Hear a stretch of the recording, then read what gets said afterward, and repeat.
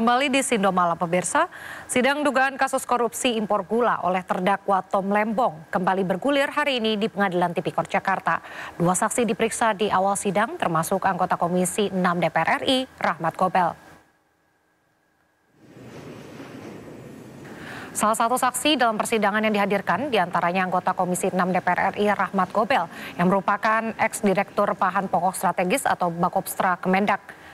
Sidang sempat diwarnai interupsi lantaran Rahmat Gobel tidak ingat soal beberapa surat yang ia tanda tangani semasa menjabat sebagai Menteri Perdagangan 2014-2015. Interupsi dilayangkan tim kuasa hukum Tom Lembong hingga berujung ketegangan dengan hakim anggota Alvis Setiawan. Tim kuasa hukum Tom Lembong berinisiatif menampilkan surat yang pernah ditandatangani saksi Rahmat Gobel semasa menjabat Menteri Perdagangan. Namun Ketua Majelis Hakim Denny Arsan Fatrika menolak. Selain Rahmat Gobel, jaksa juga menghadirkan ex-direktur Jenderal Perdagangan Luar Negeri Kementerian Perdagangan, Indrasari Wisnuwardana. Sampai keterangan dua saksi tadi tidak ada yang dilanggar oleh terdakwa dalam hal ini Pak Tom Lembong. Karena tadi ada beberapa hal yang disebutkan tadi dikatakan tidak diatur. Bukannya melanggar aturan, tapi tidak diatur dalam aturan. Ya, jadi itu berbeda. Karena dalam pasal pidana itu seseorang bisa dikenakan pidana kalau dia betul-betul melanggar pasal yang dimaksud. Sedangkan ini tidak ada pasal ataupun aturan yang dilanggar. Cuman memang pada waktu itu aturannya tidak ada sehingga Pak Tom mengambil satu kebijakan. Ya, kembali lagi pada kebijakan. Dan ternyata kebijakannya pun menghasilkan hal yang positif. Jadi tidak ada permasalahannya. Nah, lalu tadi banyak sekali baik dari anggota majelis hakim yang membuat kesimpulan yang tadi keliru. Ya, yang kami tadi ralat. Karena ternyata misalnya contoh, tadi dikatakan tentang bahwa anggota majelis hakim menyimpulkan bahwa Pak Rahmat Gobel menolak permintaan dari Enkopar untuk memperpanjang misalnya. Padahal tadi begitu kami klarifikasi, bukan menolak, tapi dia belum menjawab perpanjangan itu. Karena kenapa? Karena beliau keburu diganti. Karena permintaannya tanggal 27 Juli, beliau awal Agustus sudah diganti. Jadi belum sempat menjawab. Nah, yang menjawab itu adalah Pak Tom Lembong. Dan Pak Tom Lembong menyetujui perpanjangan dengan syarat-syarat sebagai berikut. Jadi sampai pemeriksaan tadi, belum sama sekali ada indikasi tindak pidana yang dilakukan oleh Pak Tom Lembong. Dan kami juga tadi kembali mengingatkan tentang audit BPKP. Ya. Audit BPKP itu sampai saat ini belum ada yang menunjukkan tentang kerugian uang negara itu. Tom Lembong terjerat kasus impor gula karena menerbitkan izin impor yang dianggap tidak sesuai aturan. Atas izin yang diterbitkannya, Tom Lembong diduga merugikan negara hingga 578 miliar rupiah.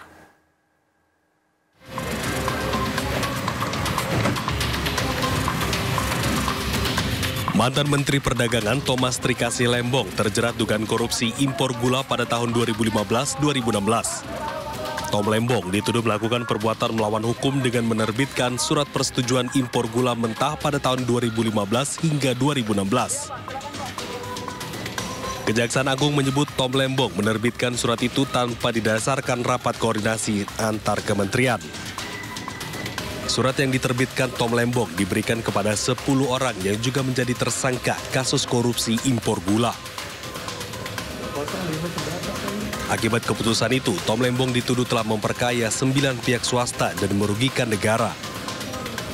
Meski 9 tersangka telah mengembalikan uang tersebut, namun mereka tetap diproses hukum bersama Tom Lembong. Total kerugian negara yang diakibatkan atas kasus ini adalah 578 miliar rupiah. Meski seluruh dakwaan telah dibacakan oleh jaksa penuntut umum, namun kuasa hukum Tom Lembong mengajukan eksepsi dan menolak seluruh dakwaan jaksa. Dari Jakarta, Tim Liputan iNews melaporkan.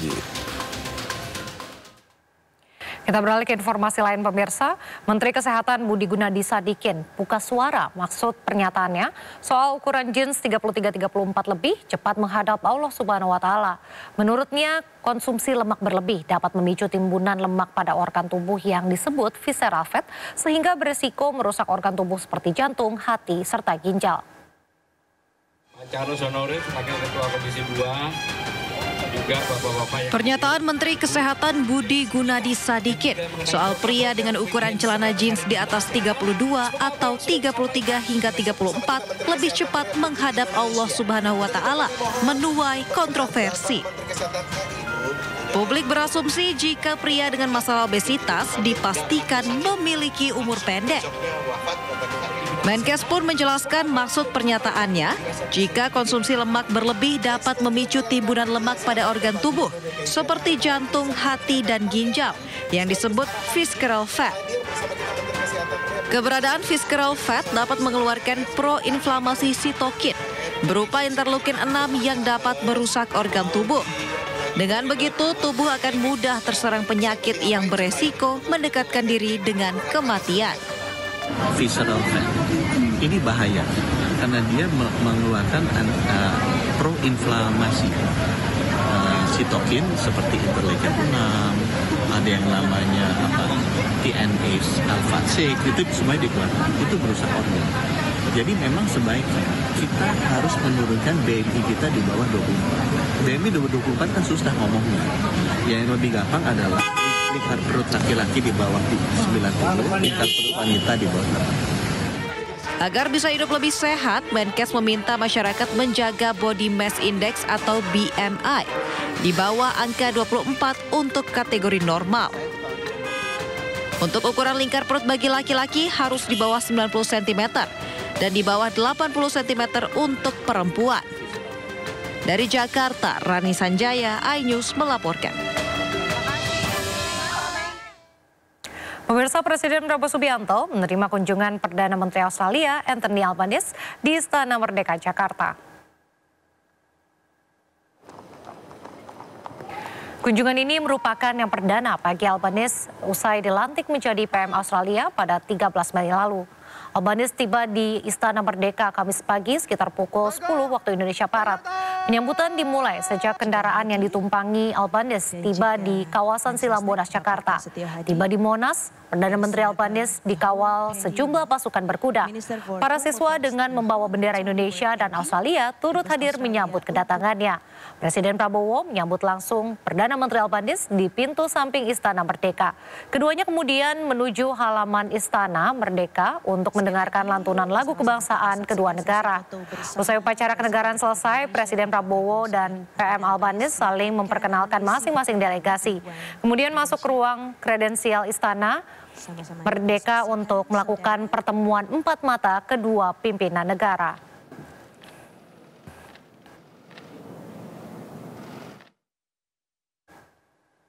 Pemirsa, Kadis Penat Brigjen Wahyu Yudayana menyebut tim investigasi masih menyelidiki penyebab jatuhnya 13 korban jiwa dalam pemusnahan amunisi di Garut, Jawa Barat. Puluhan saksi dimintai keterangan baik dari anggota TNI Angkatan Darat serta warga sipil. Kami sampaikan bahwa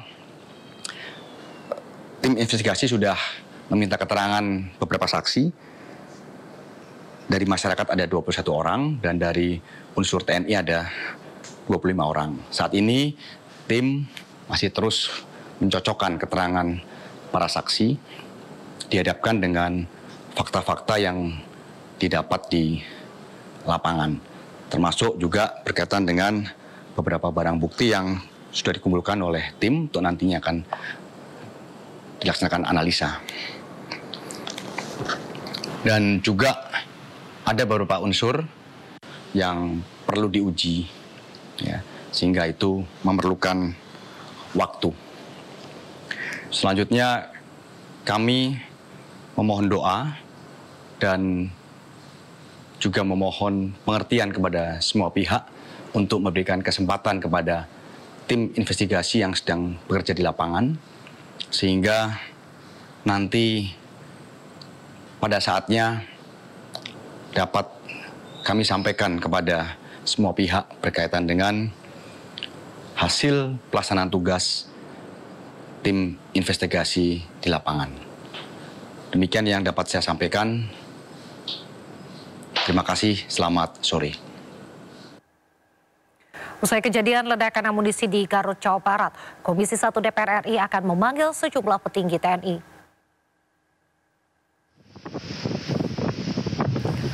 Pasca insiden ledakan saat pemusnahan amunisi kadaluarsa, Ketua Komisi 1 DPR RI Utut Adianto menyatakan pihaknya akan memanggil jajaran TNI. Meski belum memberikan tanggal pasti pemanggilan tersebut, Utut menjelaskan sejauh ini sudah tercatat sebanyak 6 kali peristiwa ledakan amunisi di tanah air. Peristiwa terakhir di Garut paling banyak memakan korban jiwa. Ia menyebut Panglima TNI wajib bertanggung jawab dan kedepannya harus ada perbaikan. Ini soal dedicated to excellence, sikap dalam bekerja, jangan ceroboh, aturan harus ditaati, ada komandan yang jaga, ada orang yang terus untuk hal-hal gini nih harus nggak boleh sembarang orang. Nah ini yang harus kita tegaskan. Apakah mereka nggak punya aturan? Ya pasti punya. Tetapi ini lebih kepada sikap, kepada kultur. Ini panjang ngobatinnya, nggak bisa segera. Pemirsa, Satgas Gabungan Komando Operasi TNI HPMA berhasil melumpuhkan salah satu tokoh penting organisasi Papua Merdeka atau OPM, Nekison Enumbi alias Bumi Walo Enumbi di distrik Ilam Burawi, Kabupaten Puncak Jaya, Papua Tengah pada Sabtu lalu. Selain itu, Satgas HPMA juga melumpuhkan 18 anggota OPM lainnya yang merupakan anggota Bumi Walo. Nekison Enumbi alias Bumi Walo Enumbi tercatat dalam daftar pencarian orang dengan keterlibatan dalam sejumlah insiden mematikan, termasuk penembakan terhadap aparat dan warga sipil. Bumi Walo Enumbi dikenal sadis atas berbagai serangan brutal seperti penembakan tukang ojek, serangan terhadap kendaraan umum, dan insiden berdarah lainnya yang mengganggu stabilitas wilayah Puncak Jaya. Dalam baku tembak yang terjadi, Bumi Walo tewas di tempat. Dari lokasi kejadian, petugas mengamankan sejumlah barang bukti, antara lain senjata api otomatis, munisi, senjata tajam, alat komunikasi, hingga anak panah.